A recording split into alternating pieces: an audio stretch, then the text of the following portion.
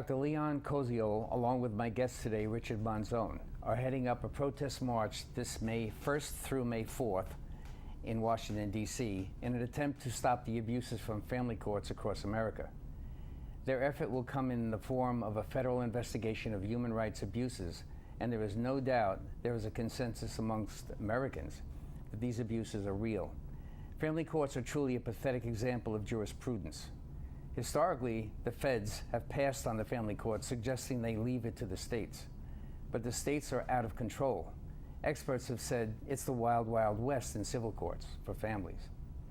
Families lose their resources, their mental health, and worst of all, the children, who are supposed to be protected by the false standard known as the best interest of the child. I have with me to discuss the issues of the march and of other family rights issues, Richard Manzone, and that's the Parents' Rights? Is that the... It's the Parents' Rights Institute, yes. Institute, okay. Okay, so tell us a little bit about how you got into this, and we'll go from there. I got into it through initially through my own situation in family court in Nassau County. I've lived in Nassau County for approximately 23 years. I've got a daughter who's 7, and when she was 2.5, her mom decided to leave and move out of state. Eventually that forced me to go into family court in Nassau County, and throughout a very long process, the determination was made after approximately 4 years that the mom would get custody of our daughter and be allowed to live out of state without having to meet any of the criteria that's normally required in order to do so. So the message they sent you was that, you know, I can have a wife and I can not have a wife, and if she leaves, she can take the kids or she can leave them. She can do whatever she wants because she's in control because you are the non-custodial parent. Basically, at this point, they assign that ledger to you. Yes. The whole terminology needs to be gotten rid of, you know, custodial, custody, visitation, all those things that go along with family law and terminology should be reserved for criminals. Right. You know, you get to visit someone in jail. Right. You don't get to visit your child. You should be parenting your child. You know, that's been going on for some 25, 30 years, and without any change in the language. I'm convinced if the language doesn't change, it's going to be harder for us to move. I agree with you. It definitely needs to be changed. What about part of what we're trying to do here by theoretically dismantling the family court system? The Title 4D is an issue for all of us. Can you go through a little bit of that? I didn't become aware of Title 4D until very recently, despite the fact that I've been involved in the family court situation for 5 years. I met with some gentlemen who are involved with a group called Americans for Legal Reform here on Long Island, and they work on pretty much a local level, and I wanted to get more involved and affect some kind of change. And through that process and doing some research, I came across Dr. Leon Cozio and his Parenting Rights Institute. Right. At that same time, I got involved in a conference call and volunteered to help him organize this march that we'll talk a little bit more about, I guess, later. But Title 4D became something that people were talking about, and upon investigation found out and then determined that this is the reason that this problem exists, because there's a lot of money involved. Title 4D basically, and for many people who are involved in this situation and have been for years, have no idea what it's about.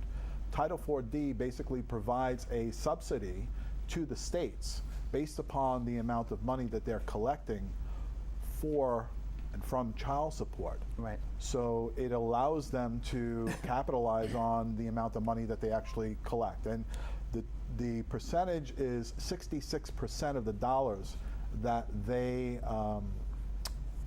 reimbursed 66% of what it actually costs them to run the program. And that's how it is now. I believe at one time it was 100%. Well, yeah, I'd heard some matching dollars. That's right.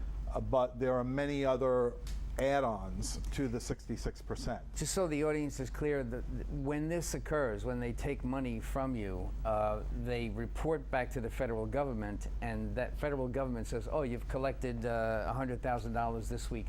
we're going to give you another $100,000 so you can continue to take money from whoever you can get it. And the rationale for making that decision became very weak.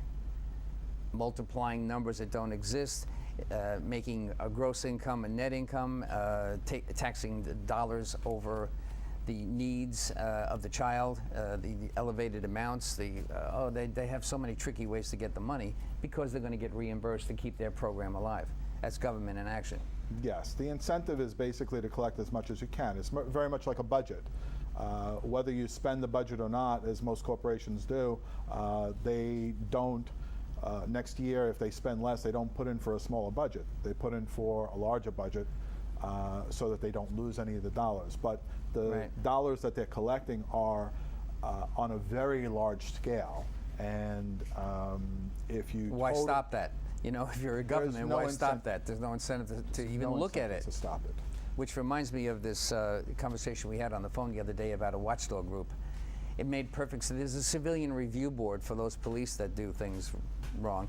We should have some kind of, go ahead. I agree with you. It should be a civilian complaint board governed by civilians as an oversight committee. Non-attorney civilians. Non-attorneys. Absolutely. The problem basically is that everyone that is in charge of governing and this fake oversight over the judiciary are attorneys.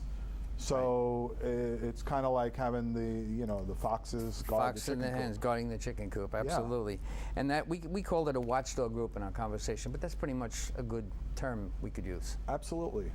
And I think it's very much in line with the Civilian Complaint Review Board.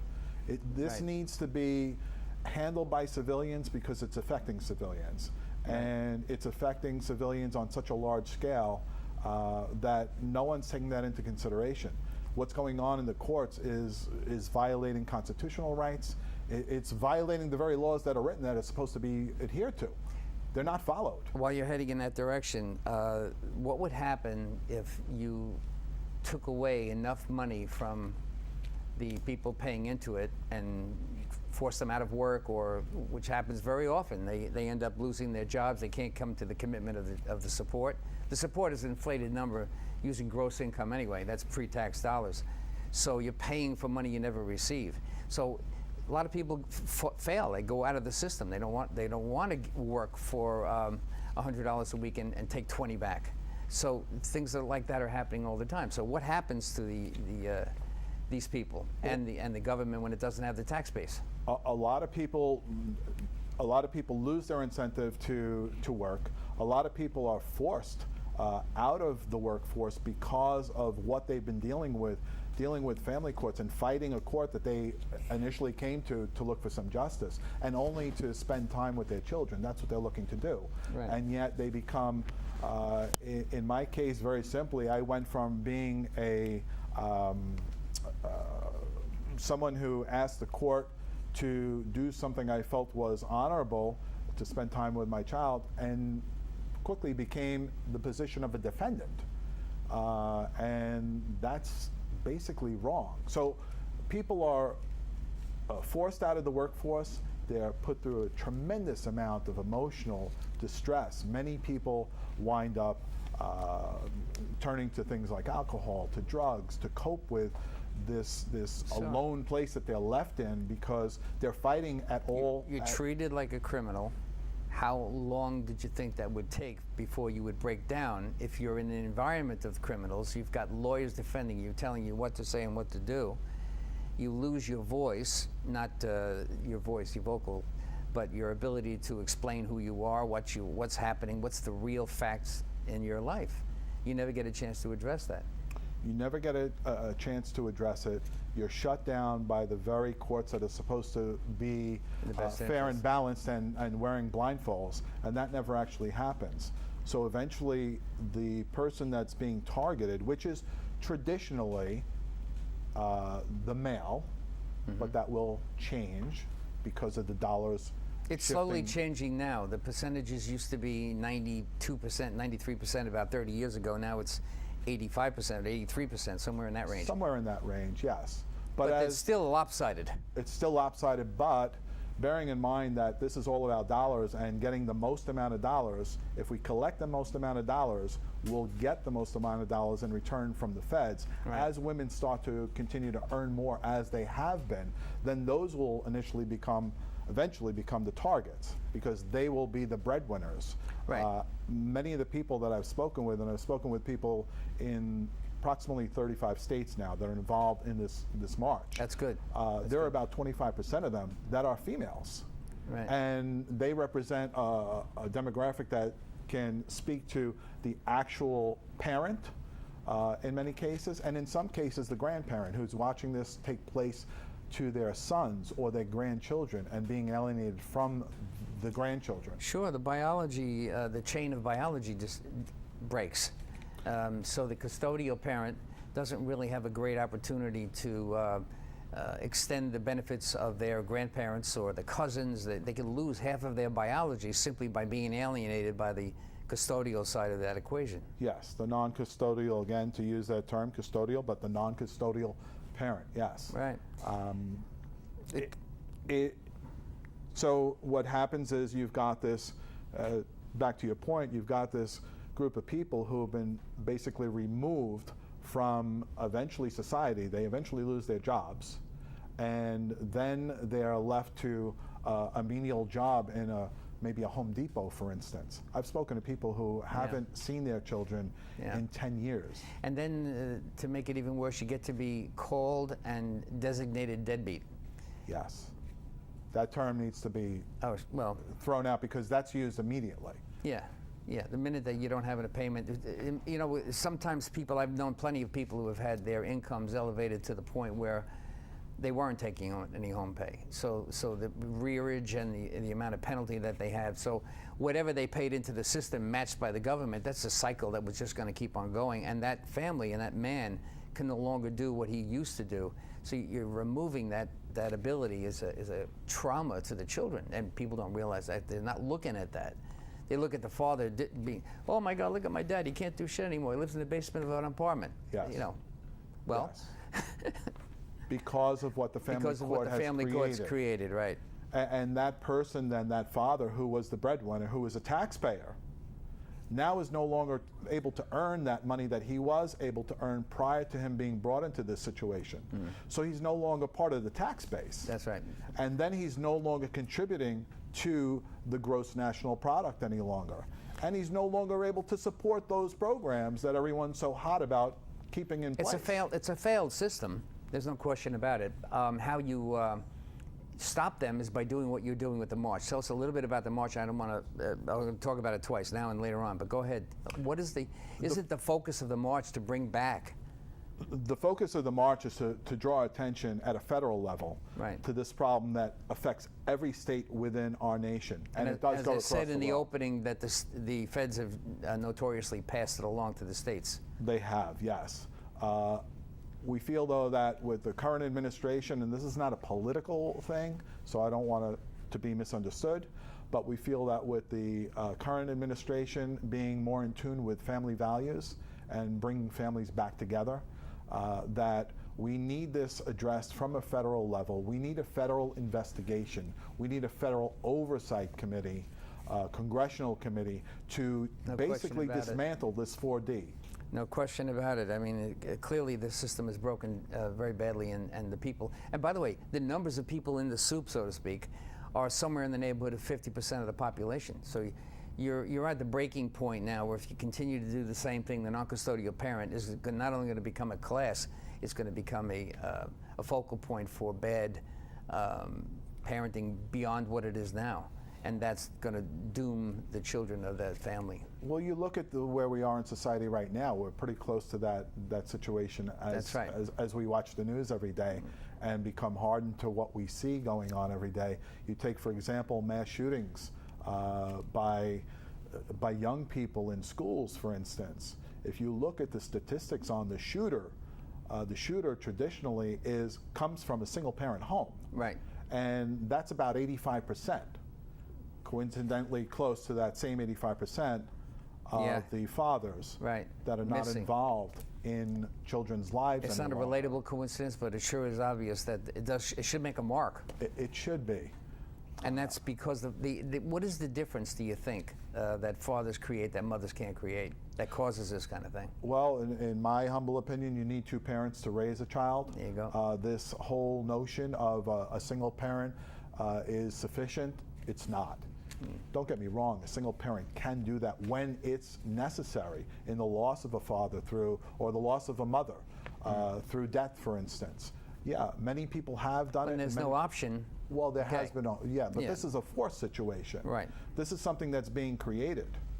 And it then goes along to the breakdown of the family and younger people not being able to know how to act in society any longer. Yeah, there's an imbalance in the social order of children growing in families that have single parents, and the matching ability of a person that's in a family that has two parents versus one parent.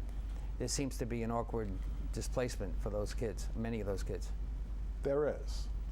And it used to be where the parent or the child who came from a single parent home almost felt a little bit embarrassed because they represented a minority of the population. It's getting so that the child who comes from a dual parent home will be the minority soon. Right. It was, I think, see what the statistics on, I forgot what the statistic is, but it's damn near half of the people that are in school today, no matter where they are, on the whole, that have more children living with step parents than their own two biological parents. It's past the 50% marker. Yes. So let's go a little bit to the march again. So what is the plan for the march? The plan is that we're leaving from, we've got people coming from many states throughout the country and many different parts of the country. But from the Midwest, there are people coming from Michigan, joining up with others in Ohio and continuing through Pennsylvania. There will be a combination of cars and biker groups whose focus is on this as well, biker dads. And they will join us at Liberty State Park on May 1st at 10 a.m. That's New Jersey. That's New Jersey, overlooks the Statue of Liberty, a very apropos destination and location. And we then leave from Liberty State Park and travel down in our American Parent Caravan to Washington, D.C. Cool.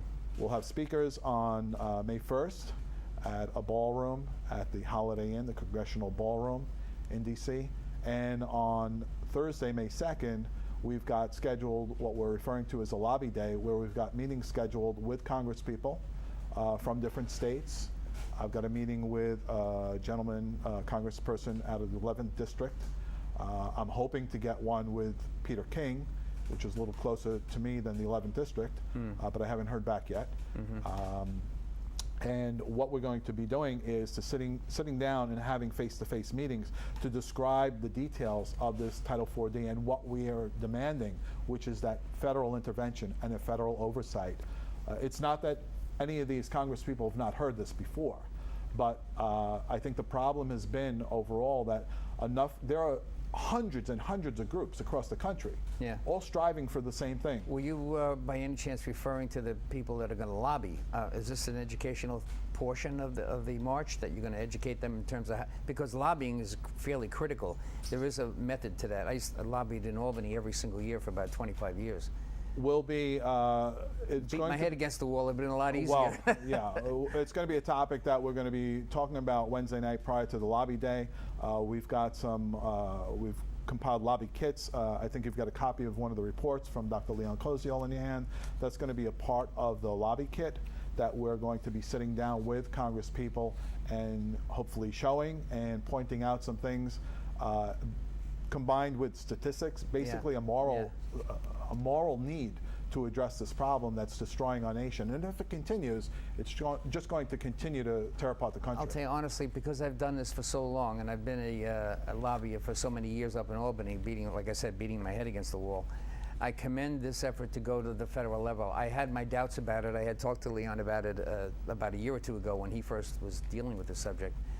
But I think it's the only way. I don't know of any other way. The states are not listening.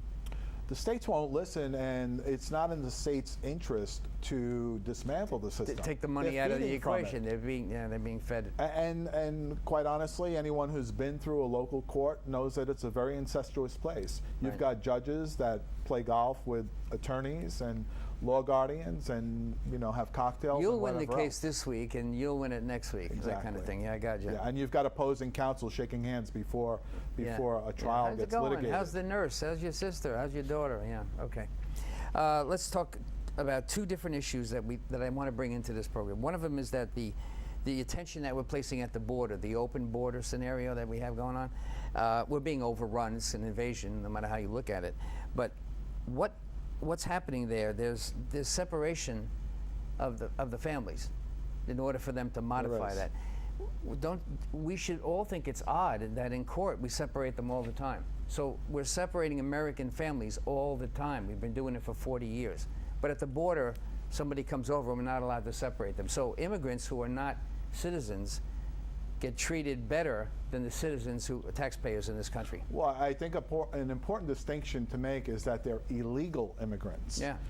We've conflated the terminology recently, and the media is largely in part responsible for that. Right. They keep referring to these people as immigrants. They're not immigrants. The way that my forefathers, and I'm sure yours did, they came in through in Ellis Island at the time, and they went through a very arduous procedure in order to Absolutely, be approved yeah. and to be allowed to stay here. And they were asked if they would contribute to society. How do you think these people who have been waiting for 6 years to get citizenship, watching this go on in this country, how do you think that's going to affect them? They've got to be Really they've ticked. got to be beside themselves, and then you look at the people who have gone through the process and got to that point, and they are probably the most outspoken of people out there, but they're not covered by the media. Right. And what's ironic is that these people are coming, breaking laws before they even enter, yet they're provided a lot of the things that we are denied as taxpayers and as citizens. They're being provided with attorneys the moment they come in.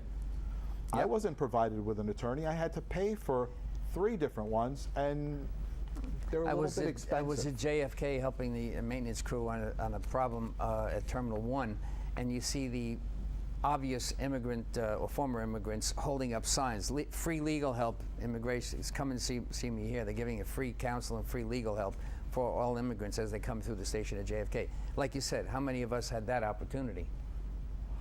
Free education. They're provided free college, Free which counsel, they're passing here in New free York. legal counsel to become Free a legal counsel. citizen. Free medical. Okay, and So I think I think I came up with a solution. Yeah. I'm thinking that there are hundreds of thousands coming in a month now, in a given month. 100,000, I think, Yeah. is the estimate for this month alone. But there are tens of millions of families who've been separated here as citizens and residents of the United States by the family court system. So I'm thinking maybe it's a good idea that we all go across the border, we leave, and then we come back in illegally. And will we be provided with the same benefits that these people? Will the media then Great. pay attention? It's a good example. That certainly is a good example. Or deny your own citizenship and then get back in freebie. I mean, you can actually disclaim yourself and then, oh, it's really, what a messed up world this is. The last one I want to talk about is the Texas situation where the 8-year-old person has to make a sex decision, and the mother is making a decision for this 8-year-old boy to be castrated. Now, how the heck did that happen? I don't know how it happened, but shortly after I spoke with you earlier today, I reached out and was able to get in touch with the father. His name is Jeff Younger. He's out of Dallas, Texas. He's got a son whose name is James, and I believe the son is currently 6 years old. But at age 2, the mother of this child, who had left the father, decided that her son had decided he was going to be a girl. An 8-year-old making a A decision. 2-year-old. Oh, a 2-year-old. 2-year-old Oh. at age 2. And so this decision was made by a 2-year-old, and the mother embraced this decision and started abusing the child in the form of dressing the child as a girl. Jeez. Age 5, the child showed up to school wearing a dress, painted fingernails, eyelashes, and was in the process of this father trying to fight this insanity, was told that he was no longer able to use male terminology when he referred to his own son. The child is 6 now, and the father is being forced by the family court to pay for the chemical castration of his child, which can't be done until the child is 8. You can't get a tattoo until you're 18 legally. Right. You can't have consensual sex until you're 18, but you can determine what your sex is at 8 years old. And there's a group that's actually going to do this that, after doing a little bit of research, Oh my God, yeah. in Texas of all places, promotes this. There's a And- group everywhere that does weird things. This is one of them. It's impossible. This situation is impossible. I'm outraged. I wish there was some way I could get to this situation. And I'm going to do everything I can. I'm glad you started this. We only have a minute and a half left. I want to make sure you cover everything you can about the march. We talked about the meeting in Jersey. We talked about the Lobby day. lobbying part of it. And then the last day or Lobby two Day is before we get Thursday, a May chance. 2nd, and the last part of it is we're going to have some guest speakers. This gentleman, the father, is going to be one of them. He's agreed on the phone call to fly over and be Fabulous, part of yeah. it. And on May 3rd, which is Friday, we'll have a march that begins at the steps of the White House and ends at the Supreme Court, after which we'll have a candlelight vigil to commemorate people who have been lost. There are many people who have been lost, like children, to neglectful parents that the court has not acted on. They've been murdered. One of the gentlemen will be with us. He runs the Gabriella Boyd Foundation. He lost his 2.5-year-old daughter in the process. Yeah. There are lots of suicides that are attributed to it. It happens every day. Right. These people will be commemorated, as well as people who have been murdered because of the strains that the family court has put on parents. Well, this is certainly a good time to do it, especially with cases like this. You want to bring these cases up during these, have everybody talk about it in some way. Look for language that works to explode, to open this up and explode it, because this is absolutely out of control. The phone number, or the website, anything that they can reach people who are watching this program? It's leonkoziol.com, and the Facebook page, which is the easiest to follow, is Parent March on Washington.